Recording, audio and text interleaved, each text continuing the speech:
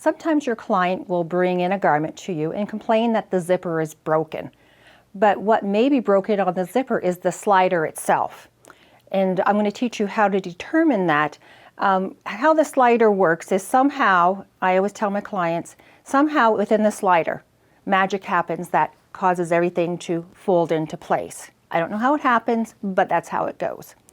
If that slider becomes stretched over time or bent, it's not causing the teeth to correctly clip into place.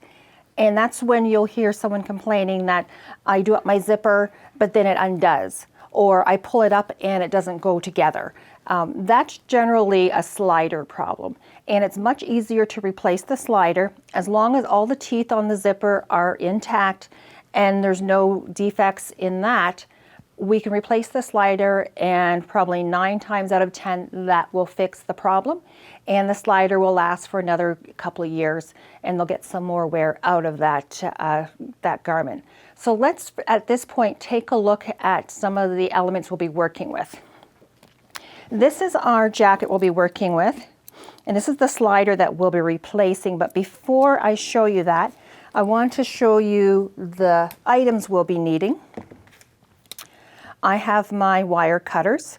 I use that at the top. Sometimes the plastic stopper at the top is actually too large just to pull out, so we'll snap that off with the wire cutters.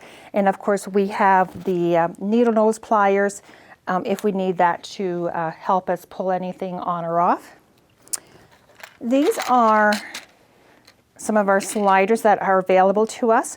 I always have a pack of number 5 is the size of zipper, and these are plastic, molded plastic. They only fit on the molded plastic zippers, which is this type of zipper, and I know this is a number 5. You can also tell because the back of each of the sliders has a tiny number that says 5, so I know that's a number 5. But I've learned to recognize that anyways. To complicate things even more among your sliders, there's 2 types of sliders. Let's take a close look at these. You'll notice this slider is more rounded, and this slider is just, I call it more angular. The more rounded slider is considered old style. Older jackets will generally have this style on it, and the body of the slider is just a hair bigger and runs a little bit more smoothly on those zippers than if you were to try to put on a new style. And you can always look at the slider that you're replacing to see which one. If you're uncertain, try on an old style. If you try a new style and it's kind of tight and doesn't pull up and down, try the old style and see which one slides up and down on your zipper teeth the easiest. Okay, I'm going to set these aside for a second and take a look at the garment itself. Our garment here is purple. I do not have a purple that matches this perfectly, but I do have black. So I'm going to let the client know that I am going to replace that with the black, and they were happy with that. This is the side that the slider is on. So that's the only side we have to deal with. We're going to the top of the zipper. Remember I mentioned the stopper?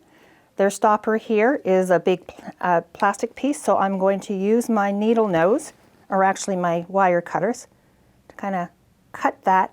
But you want to make sure you do not cut any of the zipper tape itself, because once you cut the zipper tape, it frays too much and you can't repair that. Once you get the majority of that off, the other pieces that are left on will come out. Now I am hoping that when I take this off and put the other slider on, because this top area is skinny enough that I can do so without undoing these stitches. Once in a while you have to undo the stitches here to pull the complete top of the zipper tape out. Not all the time. We always try first without having to do that. Take our old slider, see how that comes right off now.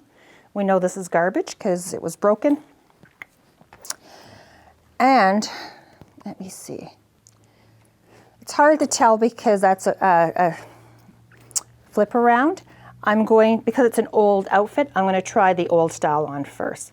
Then all we have to do is slip that onto the top there. Before we do anything else, let's do up our zipper and see how that's working.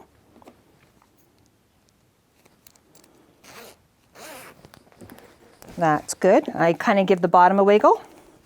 Let's undo it and do it again just to make sure it wasn't a fluke.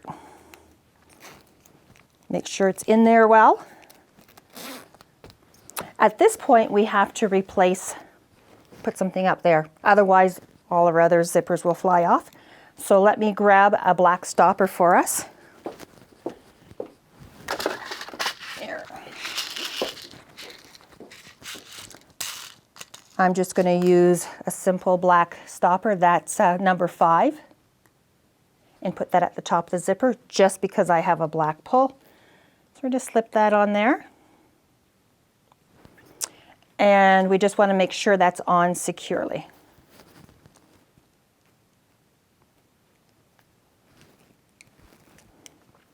Make sure it's a really good pinch, otherwise it's going to slip. A little thing you can do, which I would probably recommend, I don't like having one black stopper and one purple stopper. So at that point, I would make the executive decision to replace that one with a black one too. It just looks more like it's meant to be. The stoppers are like fractions of a penny, so it's better just to do a good quality job. Put that one on. There you go. And good pinch. Let's move these out of the way. And there. And now you can see that the zipper has been replaced, the pull, and it's got some more wear. Just keep in mind that we were really lucky in that we didn't have to undo any stitching, because when the zipper is put in, this material is flipped back. If that is interfering in any way and you're fighting to get your the pull back on, take a couple of minutes, release the stitching, pull it out so you can slip the slider right down from the top, tuck it back in, and just re-sew it. It's worth doing that than trying to fight to get a zipper pull on. Other than that, we are done. We've fixed the zipper with just a simple pull.